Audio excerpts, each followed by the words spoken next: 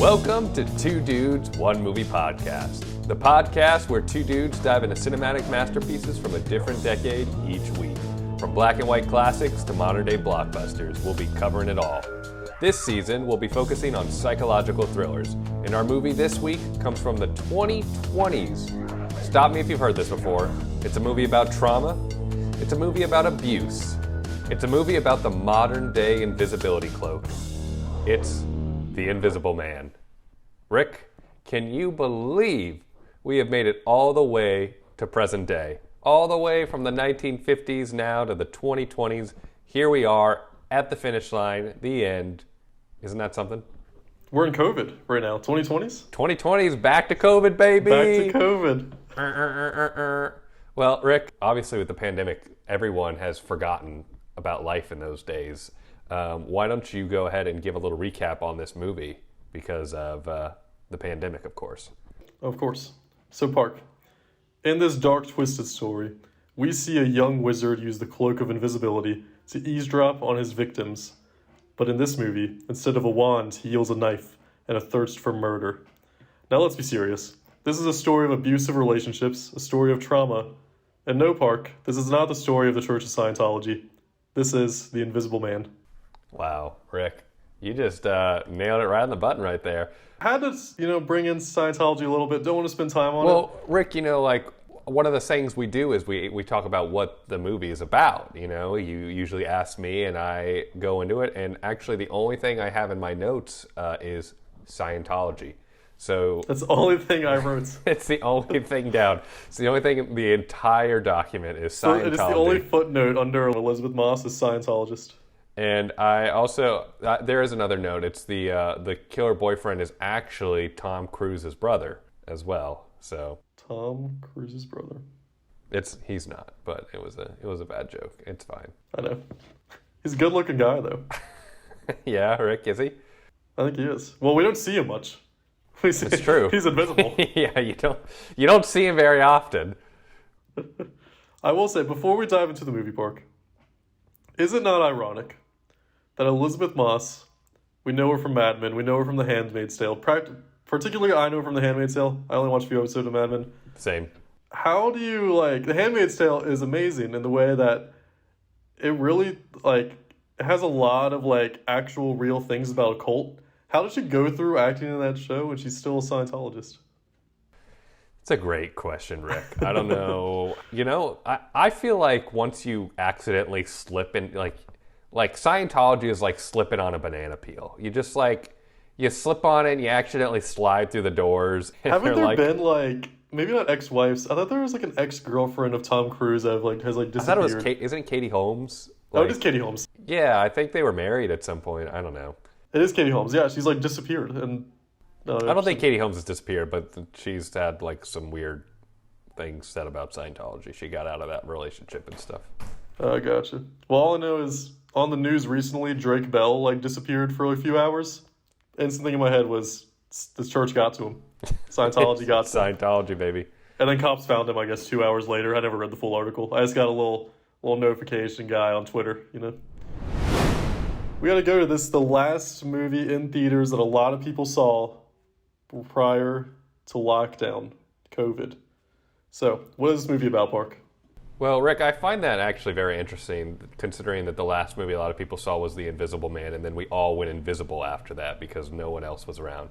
But what is this movie about? I think it's about a few things that we've heard and talked about a lot on this podcast this season. It tends to be a trend in the psychological thriller genre. It's a movie about trauma, specifically abusive relationships this time.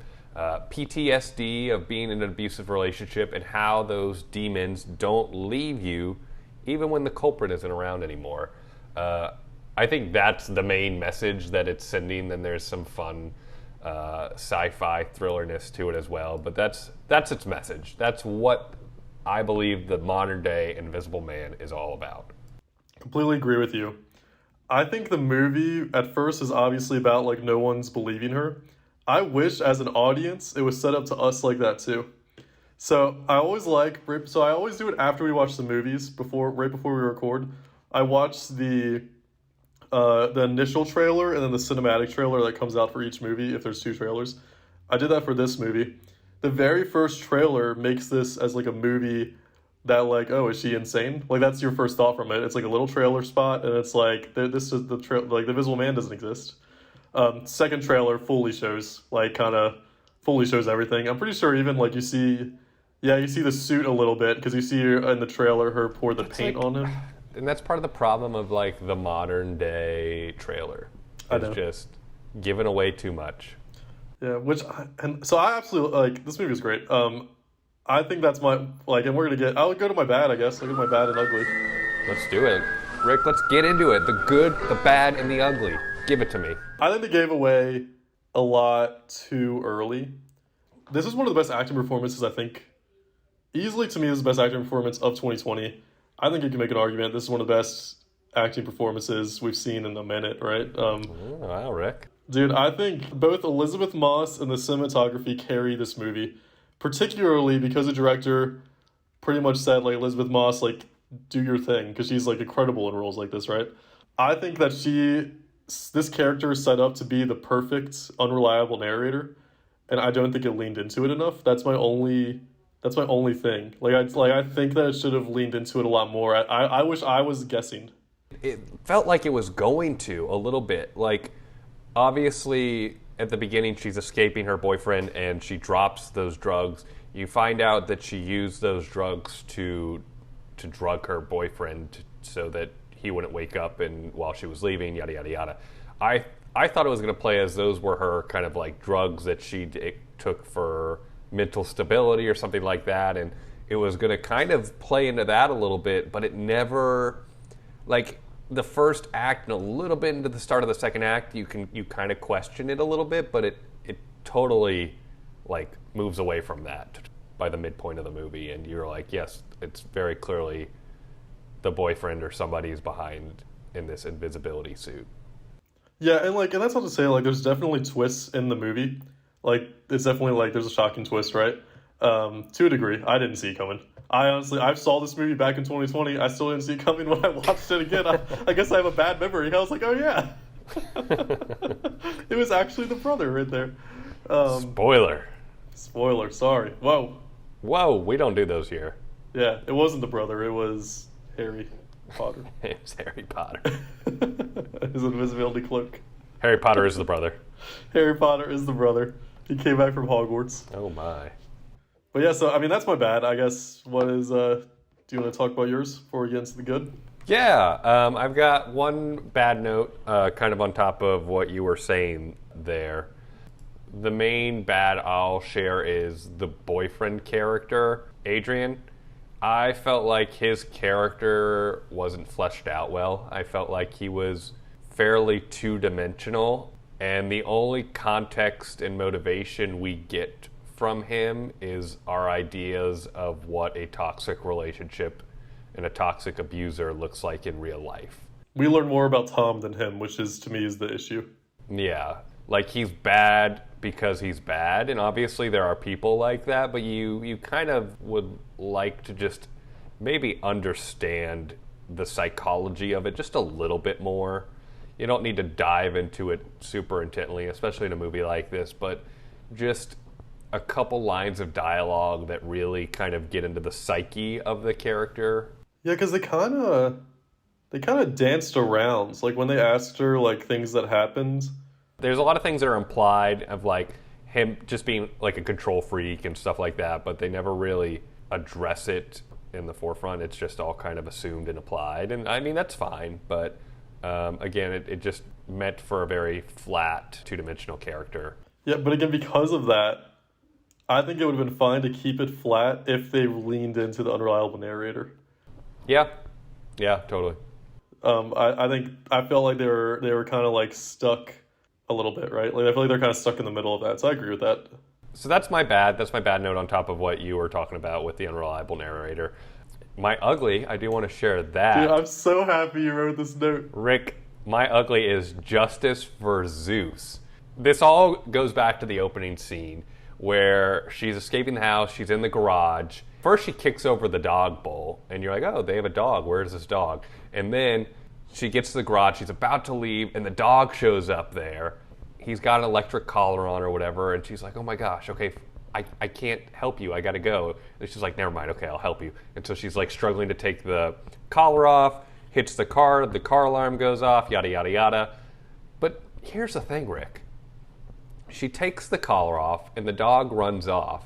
And then the next thing it cuts to is her climbing over a wall, which means it's implied that the entire estate is surrounded by this giant wall. So what was the point of taking off the dog's electric collar to have it escape with her if there's a giant wall around the entire property? You're like, all right, fine, I'll help you so you can run around in the yard for a little bit tonight. To the end, too. Like, he was still just stuck on the property. No one gives a crap about Zeus. No one cared about Zeus. It was just, I thought that was kind of silly. I was going to write a little line about that in my intro. I meant to text it to you, but I decided not to. I'm happy that you have this note, though. I thought the same thing. That's my ugly, Rick. Justice for Zeus. Justice for Zeus. At least doesn't have the shot collar on, I guess. I mean, and at the end, he does go away, but it's also still justice for Zeus, because is she that smart of a person to release the electric collar and realize that there's a giant fence that he can't jump over? I just don't know if that's justice. So, Park, I'm going to tell you my ugly. All in like a similar scene, right? The beginning scene. I'm not an architect, not an artist. Never claimed to be, Park. Yeah. There is something absolutely horrifying about modern architecture at night. Like, I don't know what, I don't know if it's the way it was shot, I don't know what it was, but like, dude, that house was so creepy. It seemed like it was creepier than like an old, like, creaky house. I thought it was kind of a cool design, but it is kind of spooky at night, I guess. And just like the thought of like, I understand, so I had a cabin weekends the other weekends, and then we were like up in the mountains, right? The bathroom, the like window just faced over the like kind of horizon. You could see mountains from the window. Didn't have any shade on it. And like it felt odd. I was like, "Oh, I don't want to poop in the open window," you know? Because I don't necessarily like get up that high to poop in front of windows. Yeah, but that's always like a weird thing, is when you're in a bathroom that has like a really open view, but like it's looking towards like a cliff or something where no one can really see back through. But you're also like, this just doesn't feel right. This feels weird.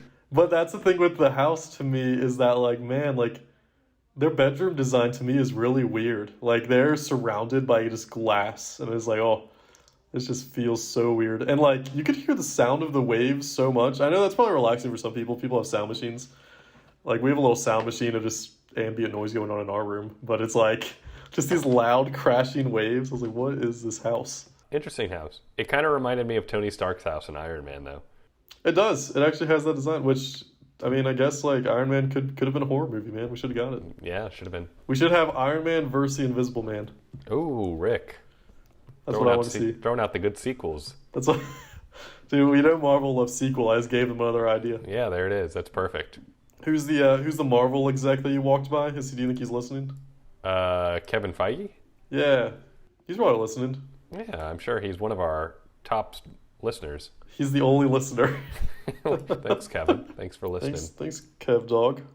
Okay, so I want to talk about, we got to talk about what is good. We talked about our bad. I think both of our uglies is definitely Zeus. Our bads kind of match too. Let's see if our goods match, Park. What is your good? Yeah, I've got a few things.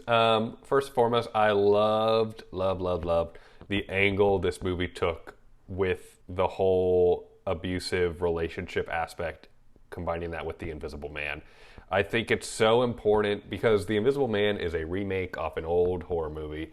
And when you remake movies, when you retell stories, you've got to do something different. You've got to say something different. We've talked about this before. We've talked about this with the Disney live-action remakes and how they're not doing anything different, and there's really no point for them existing.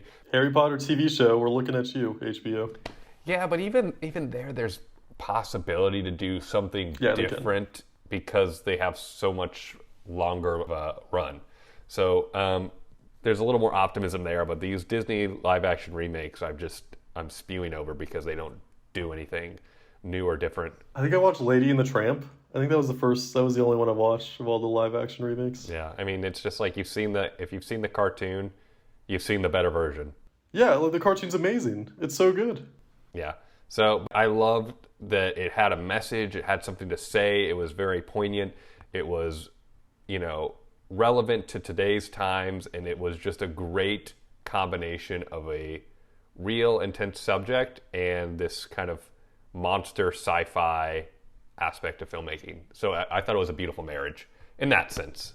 Obviously, abusive relationships is not a beautiful marriage ever.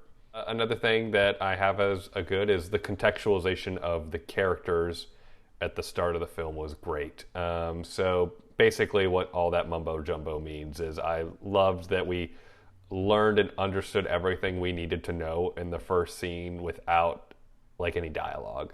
Her sneaking around the apartment, you know, all of those subtle things, the looks that she gave him, the fear in her eyes. We understood exactly what type of relationship she was in, what was going on. Dude, I love the camera pans of just the empty hallway Yeah. too, and it pans back to her. Man, that was so good. That was another great creative choice that this movie takes, is like letting you sit in the stillness and the silence of a setting for an extended amount of time. And that takes place even when she leaves the house and she's kind of at her sister's boyfriend's place, right before the Invisible Man shows up, kind of just like sitting on some silent, long sequences.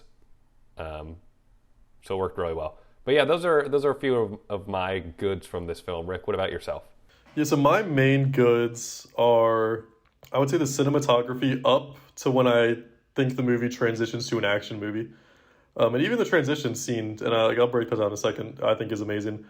I also think the ending, I think horror movies, how do I say horror movies? Movies in general these days have a hard time with a good ending, right? Like, I feel like there's a lot of things that's like it's hard for them to wrap up, or they wrap it up all at once and it just like feels weird. Yeah. Like, especially modern movies, I don't think there's a lot of time spent on like how do I craft this like great ending.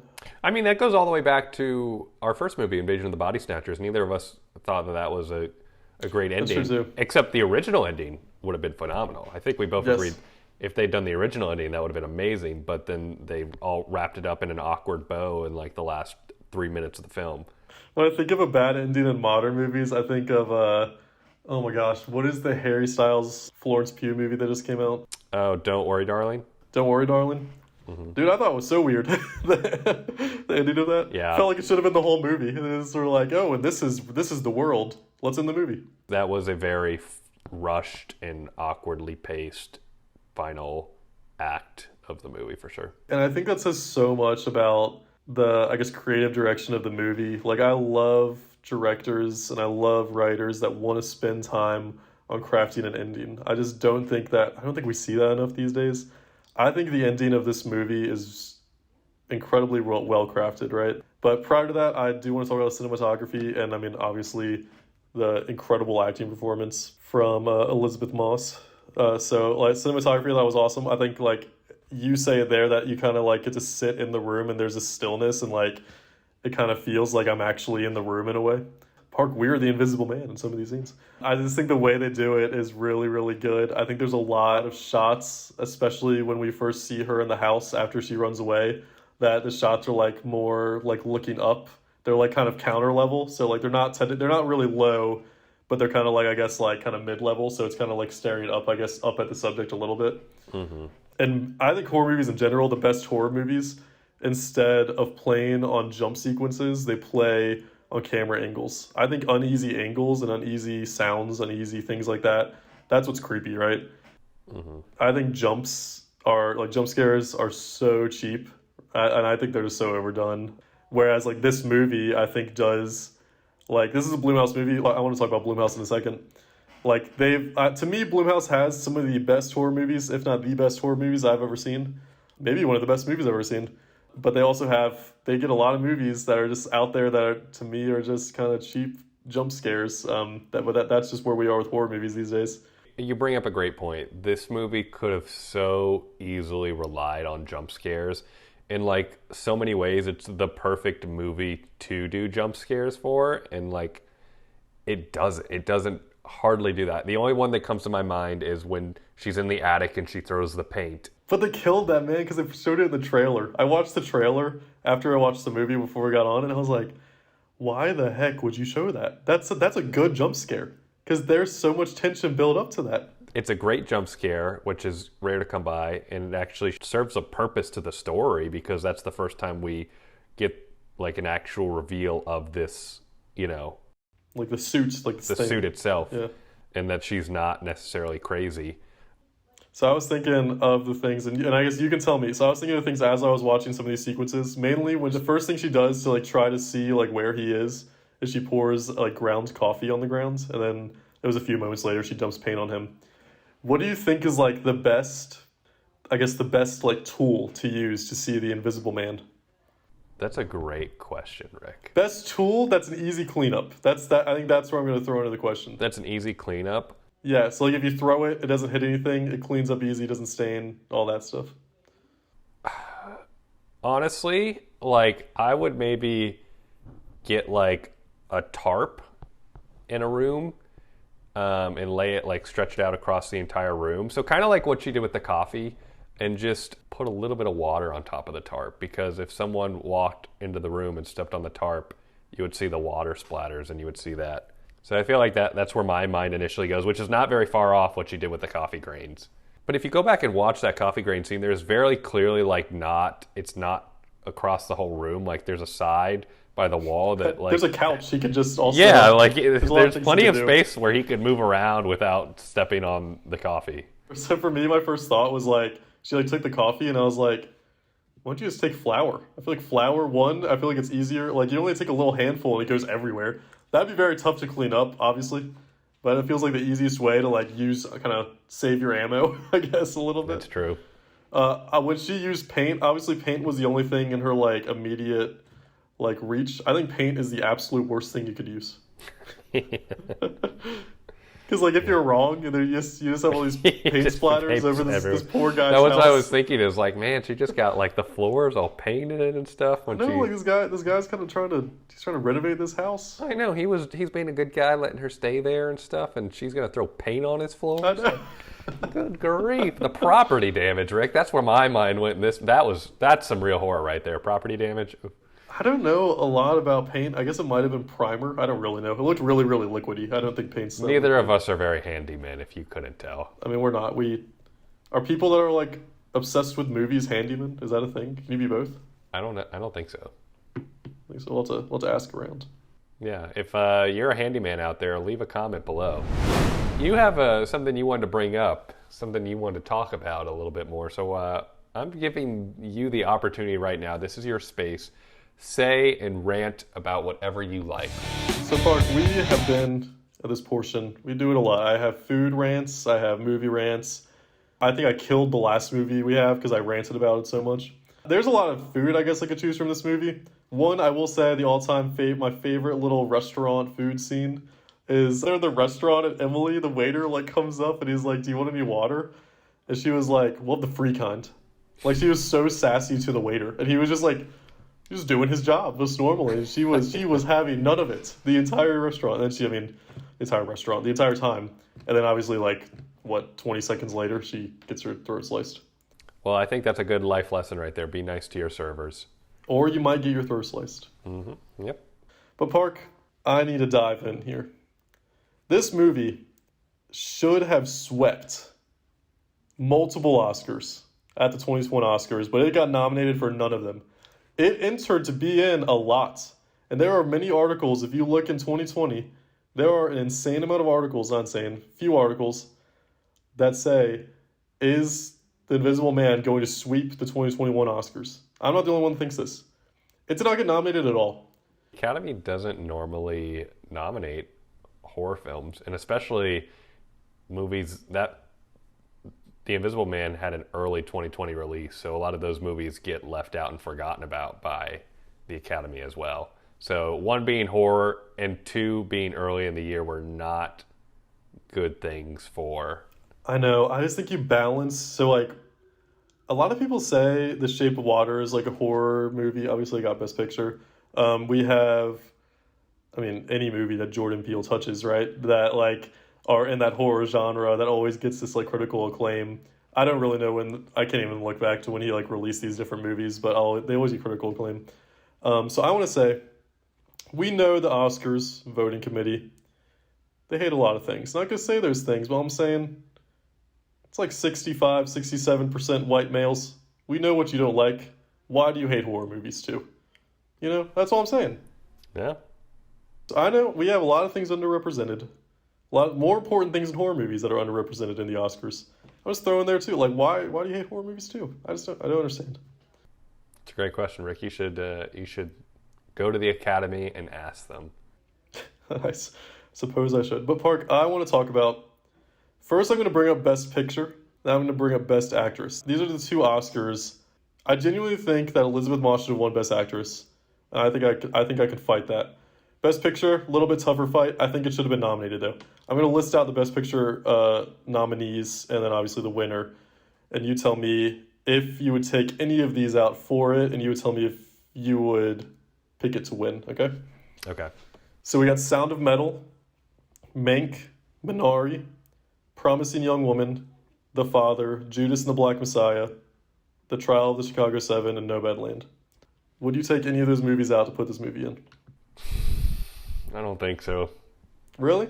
No, I don't think so. And I have actually seen every single one of those movies. I've seen every one too. Maybe Promising Young Woman, but even that's got a very strong message, and it's not as beat over the head as I thought it was going to be, and it actually turned out to be a much better film than I initially thought it was marketed as. Realistically, of all these, I don't think so. I think they're all a step above. I think it's on the same playing field as Sound of Metal.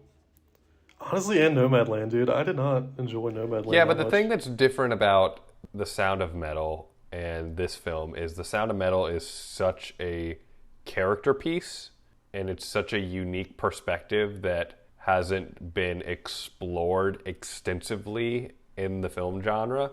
That helped elevate it, I think, and it also had a phenomenal performance by its lead. So, well, I would even fight Nomadland. Nomadland won the Best Picture, by the way. Nomadland did win Best Picture. I unfortunately didn't get to. Obviously, this was during 2020, and that was one of those movies that I watched at home, and I feel like it would have been a much better viewing experience in the theater, especially with the sweeping landscape cinematography of it all. To me, both Judas and the Black Messiah and Trial of Chicago 7 were better than Nomadland. Yeah, I really enjoyed both those films. I'm gonna get to the one that I would fight tooth and nail, that she should not have only been nominated, that Elizabeth Moss should have won this easily, Park. Easily.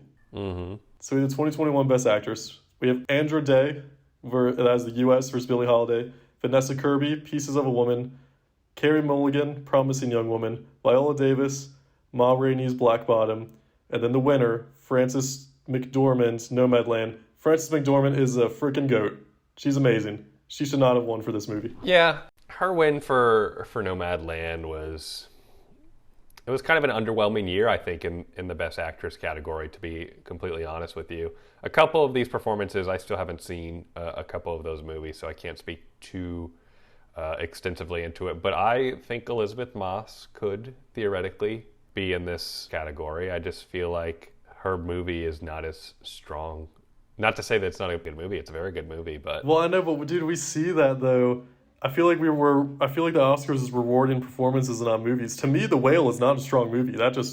Brendan Fraser just won. I don't think The Whale is a strong movie. I think Brendan Fraser is a strong actor in the movie.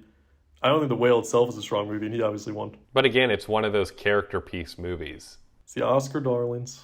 I know. The Academy likes what it likes and wants what it wants. And an extensive character piece always rises above, or seems to almost always rise above, kind of a thriller horror type movie. I want to say other big snubs that had 0 nominations. Biggest thing to me is 0 nominations. Should have got some kind of nomination, right?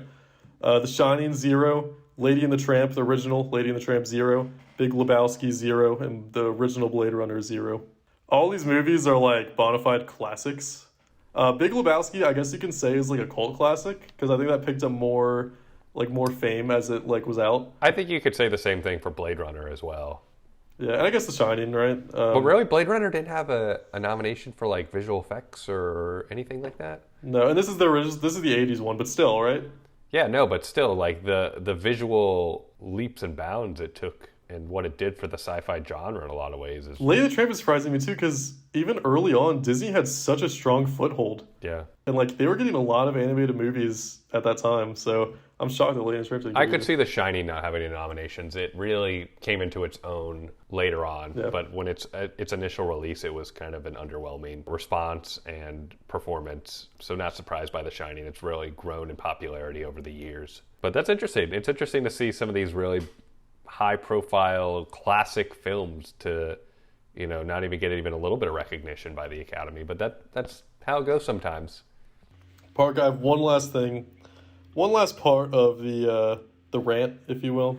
Just step away from the Oscars. Park, if COVID went a different direction and was worse than it turned out to be, this movie could have had one of the biggest footprints in cinema history. This could have been the last movie that people saw in theaters. Like the last movie, it came out like the week or like 2 weeks prior to COVID.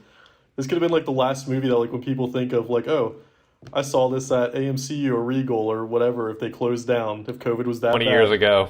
Yeah, This was the last movie I ever saw in theaters. Man. Oh my gosh. Rick, what would have been the last movie you would have saw in theaters? Oh man, I think I need to look. Like all the movie theaters went out of business, and like what would have been your last movie? Oh, it would have been Tenet. That came out in 2020. Okay, well I saw that after when they reopened. I think Tenet came out after movies started to reopen. You're right. So before Tenet though, It had to be like March or like February of 2020. I can tell you mine, give it to me. and it would have been really sad. My last movie I might have ever seen in theaters was I Still Believe, the Christian the Christian romance movie about Jeremy Camp. That could have been the last movie I ever saw in theaters. So mine actually might have been in 2019. It would have been either Us, 1917, or Parasite, whatever came out the latest. I know I saw those three in theaters. Well, all three of those would have been good ones to have. I know any one of those would have been great to end on. I feel like I just had a while that I just wasn't inspired to go to the movies. Whereas in the end park, I know that we have differing opinions on the importance of actually going to a movie theater. It's a little bit. I think it's important. Either way, I think COVID, if it was so bad that like it killed mom and pop movie theaters, it killed AMC, it killed Regal, and then like I guess this year, right, like 2023, like we would really see like a full rebuild of either one of those theaters or like whatever. I'm so glad it made it through. And it's also making it past this whole stupid 30 days in theaters straight to streaming nonsense. Like theatrical windows are coming back with a vengeance. Well, Park, I don't know if you saw Shazam 2. That lasted 2 weeks before it came to HBO. That's fair, but a lot of movies, a lot of studios are realizing again, like, hey, there is a major profitability to having an exclusive theatrical window. I think when a movie bombs, Yeah, they'll slide it over a little quicker, but after like 3 weeks to a month, they'll like put it on like Apple or Amazon to buy for $20. yeah. And then they'll like wait. It's like full course to like actually pay the rental price. That's what I've noticed though. I feel like you can buy movies to like that are in theaters to watch now pretty fast. I still think that it's getting back to a better position for the theater itself, which I think is encouraging.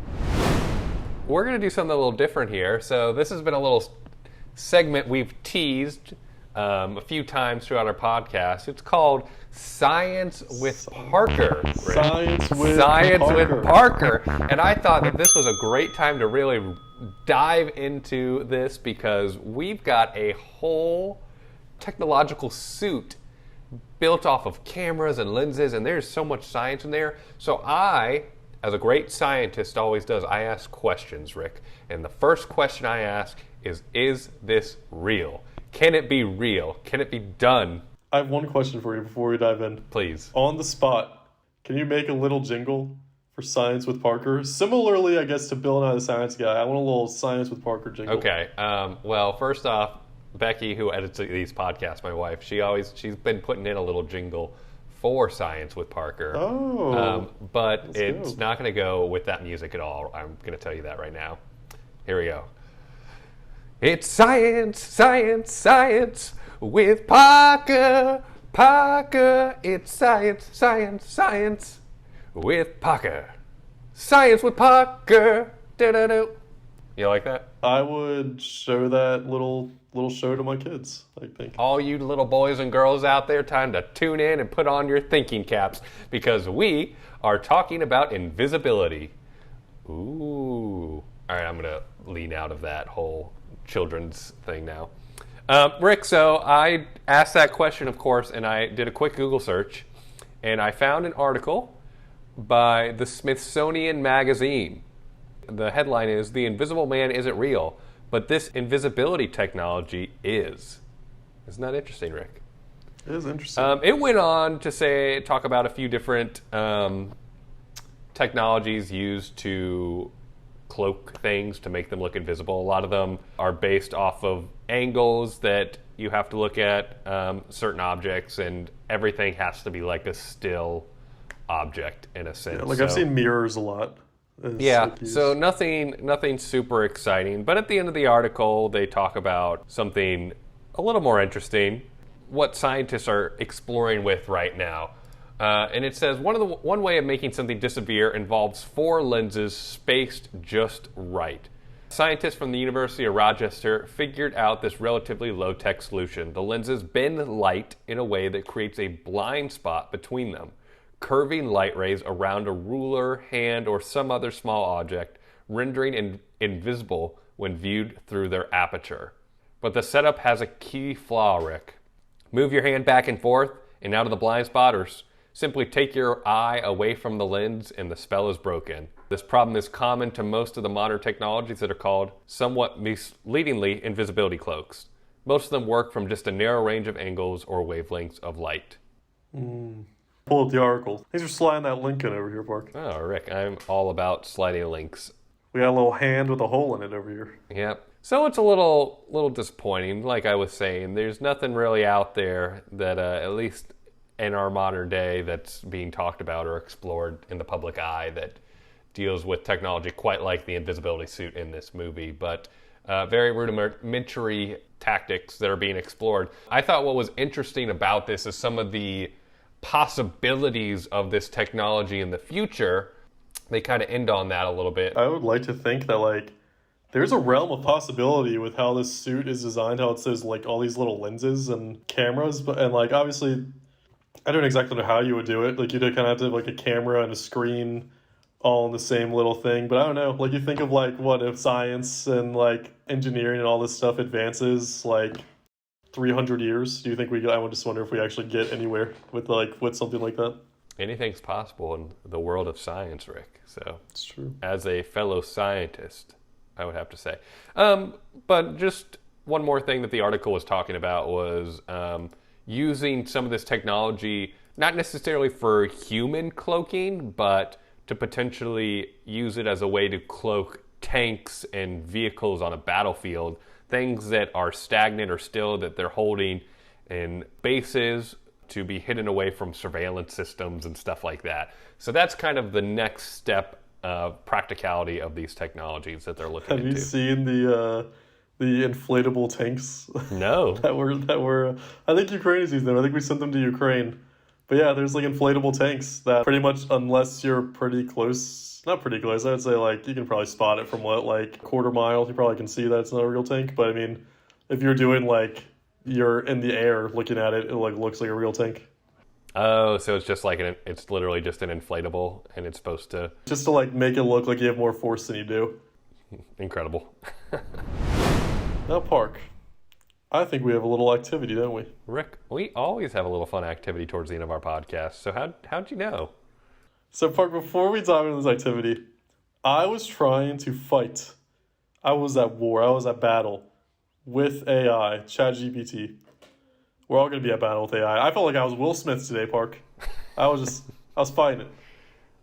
And I was trying to find a funny script that could somehow bring Harry Potter's invisibility cloak into the movie.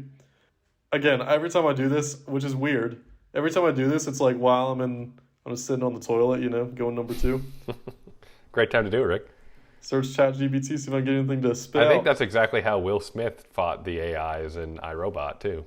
Yeah, so he was just crouched. He was on his toilet, just on his phone. But couldn't get anything spit out. That was, I think super funny. I tried so many times to, make Harry Potter a villain because like it kept spitting out Harry Potter as the cloaked like guy, but every single one, the ChatGPT would twist it to be that he's trying to bring on Elizabeth Moss's character to go find Horcruxes. He always kept going like ChatGPT always came back to that, but I was trying to make it so Harry Potter was a villain. No, it wasn't buying that. It wasn't buying that. It literally told me it was like we cannot make Harry Potter a villain. He is a beloved classic, or something like that. But anyways, Park, our producer, your wife, found this BuzzFeed quiz. Rick, that's what we love here. We love a little BuzzFeed quiz. We love. And if there isn't a BuzzFeed quiz, we just make our own BuzzFeed quiz. It is true. We've done it before. Our producer. We did. Well, we have one this week, and it's called "Can You Make It Out of the Invisible Man Alive?" Rick. We'll just jump into it. How's that sound? Let's jump in. Let's do it. By the way, this quiz is like a this or that, so there's only going to be 2 options for each one. So, first question: pick a classic monster, the Mummy or Frankenstein's monster. I'm gonna go with Frankenstein. I'm gonna go Mummy. Love those Brendan Fraser movies. All right. Pick a time, day or night. Day. Day, for sure. I'm a light guy. Pick a Jordan Peele horror, Get Out or Us. Has to be Get Out. Get Out is a better movie, but if I want to really watch a horror movie, I'm going to go with Us, if that makes sense. I understand it. I just think that the horror dies after like 20 minutes of that movie. First 20 minutes are scary. Great opening. Pick a way to uncover the Invisible Man. Stab suit, throw paint. I think both of those are kind of terrible. You're just going to stab the air a bunch, like, oh, is he there? Is he there? And we both agree that throwing paint is not a very great idea either. Park, you'll be like the guy in Psycho.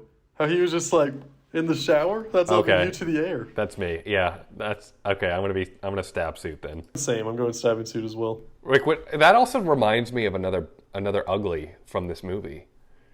The brother who goes out on this rampage through the jail and is like taking out all these cops, like he doesn't shoot and kill any of them. He lets them all live, so they're all going to believe Cece. Well, so that's why I think that that was actually the brother, because I think it was messier. I think that was the point. Yeah, maybe. I don't know. It was. Well, already there, his brother set him up, I guess, right? So his brother, yeah, like the main villain, set him up. I forgot to completely talk about that scene. I love that scene. That was sick. There's a behind the scenes of the scene. Love the behind the scenes of scenes. And it's honestly really funny. It's just like it's a green screen guy, and he's like holding like the gun from a green string, so it looks like the gun is kind of like floating. That's funny. So he's just like carrying, like when he steals the guns, he's just holding it by like a little string. It's so funny to watch and look at those things behind the scenes and just like how ridiculous things can look. This is a funny behind the scenes too, because there's just a green dude just a lot, there. I'm sure, yeah. Anyways, let's continue. All right, Rick, pick an Elizabeth Moss. Peggy Olson, Mad Men.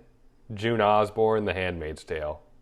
Easy. Handmaid's Tale. I'm choosing as well June Osborne. All right, pick a kitchen item. A knife or a fire extinguisher. I'll go fire extinguisher here. I thought that was like, the fire extinguisher is genius. I think it's multifaceted though, right? You can go like with you can squeeze it, make it spit out, or you can just whack someone with it. There is a couple good uses for it, I'm sure, yeah. I'm going to go with knife. Rick, pick a classic villain. Freddy Krueger, Michael Myers. This is hard. I'm gonna go with what I was scared most for when I was in middle school watching these movies, which is Freddy Krueger. Freddy Krueger would be very scary, but Michael Myers is so realistic. I know he is. So, Michael Myers. Pick a priority. Self, others. Hands down, self. I feel like I want to like make it look like I'm a good person and do others. All right, Rick. Yeah. Fake it. Fake it till you make it. Pick an Ari Aster horror. Hereditary or Midsommar. Midsummer, however you want to say it. I'm doing Midsummer. I'm doing Hereditary. Have you seen both of them? I've seen both of them. I would rewatch Hereditary, but I could not rewatch Midsommar. It's just It's crazy. So I watched Midsummer before watching Hereditary. So like Midsummer, I feel like it's one of those. I feel like whatever you watch first, it's gonna be your favorite. well, I watched Midsommar first, and then I you watched did? Hereditary. Yeah, See, like I wouldn't. The demon stuff gets me. I don't want to watch it more than once. yeah. I mean, both of them get me. Both of them are like, I'm not popping either of those in anytime soon. They're Yeah, both- I'm not watching them again. I don't know. Anyways, pick your status: single, in a relationship. Well, we're both married. Both, yeah, in a relationship. And if we weren't married, we would be in a relationship with each other because we're in a pod relationship, Rick. Yes, we are in a pod relationship. A podlationship. Wow, that's a new term. We're gonna coin that. I just feel like if I Google that on BuzzFeed, there'll be 3 articles about pod relationship. Oh, for sure. Rick, pick an ally: Emily or James. Dude, James is the freaking goat of this movie. Yeah, definitely James because 1, he's the goat, and 2, he doesn't die. Why would I want to choose a dead ally? Emily also like wasn't great. She wasn't a very good ally. She wasn't great. She, No. I will say, she picked her up. She picked her up at the beginning of the movie. That's essential. But True. after that, not a lot of help. So I paused the movie a little to read the email that like broke their relationship. I don't know how Emily could read that email and was like, "Oh, my sister wrote this."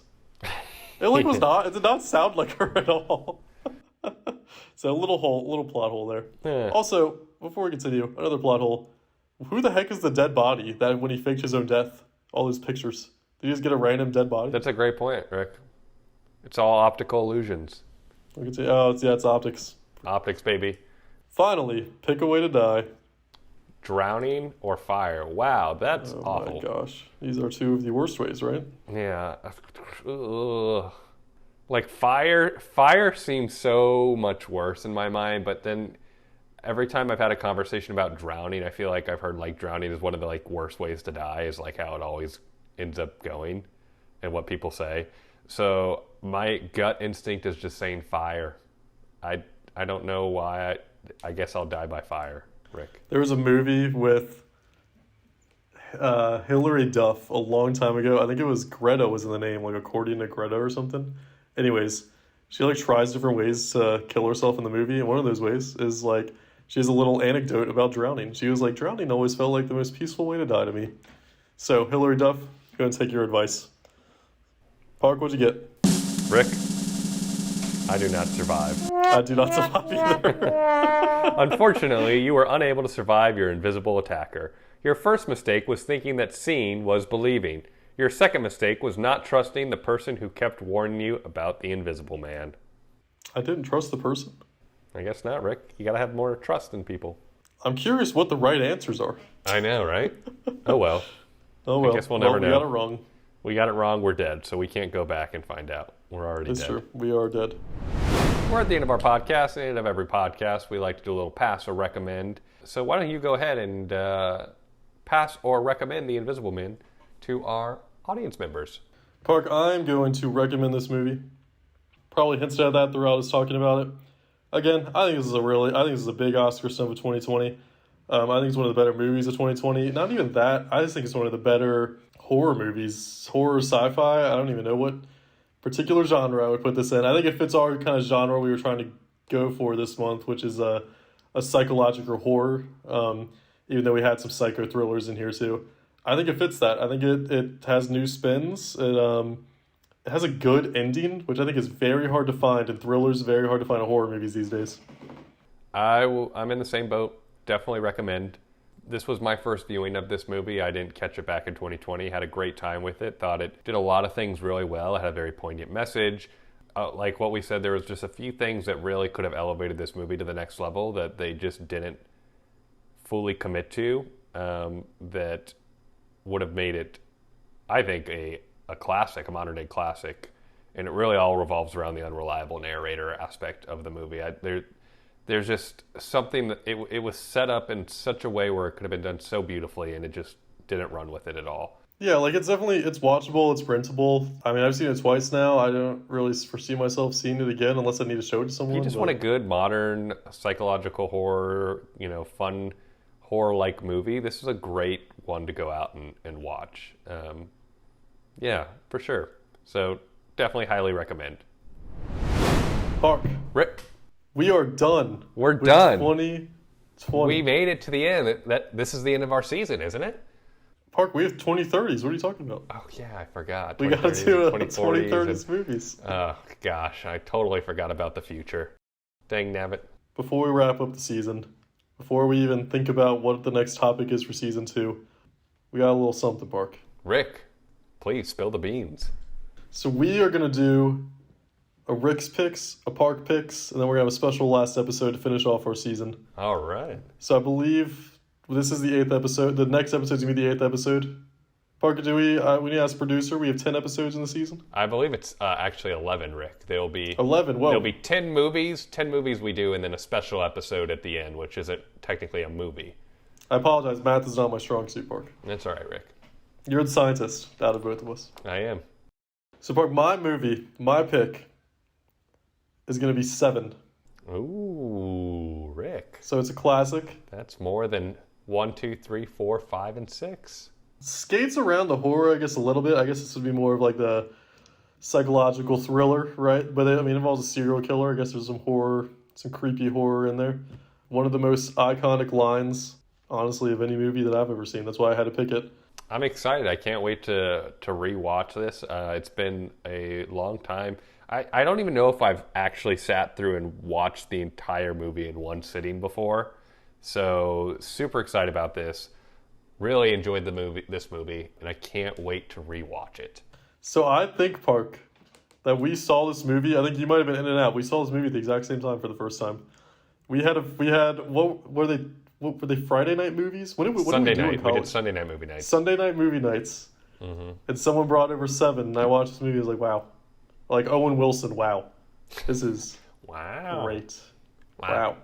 I don't know where you were, Park. You were in and out. You were doing your thing. I must have been. Obviously, I will reveal what movie I'm going to watch next week. Oh, Park, you can't do it now. I can't know yet. No, I'm not going to. I'm just wondering, do you have a guess? Do you have any idea of what my pick could be?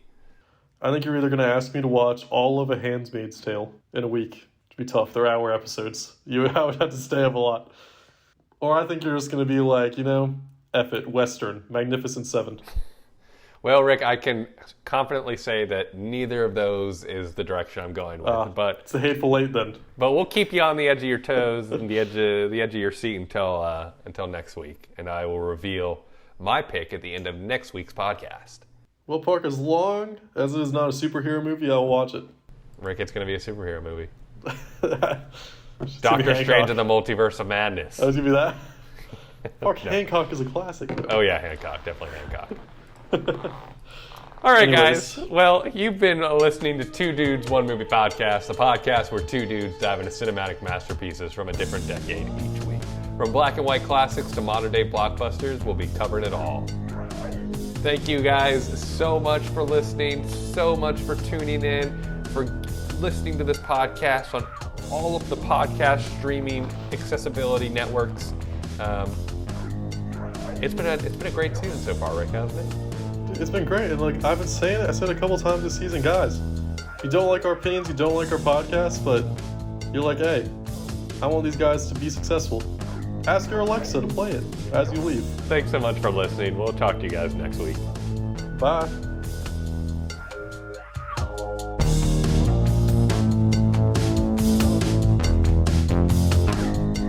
Two Dudes, One Movie is an independently created podcast. Like, rate, follow, and subscribe wherever you listen. You can find the podcast on Spotify, iTunes, or wherever you get your podcasts. You can also find us on YouTube, where we will post full video recordings of each episode. And don't forget to follow us on Instagram at Two Dudes, One Movie Podcast. Thanks for watching.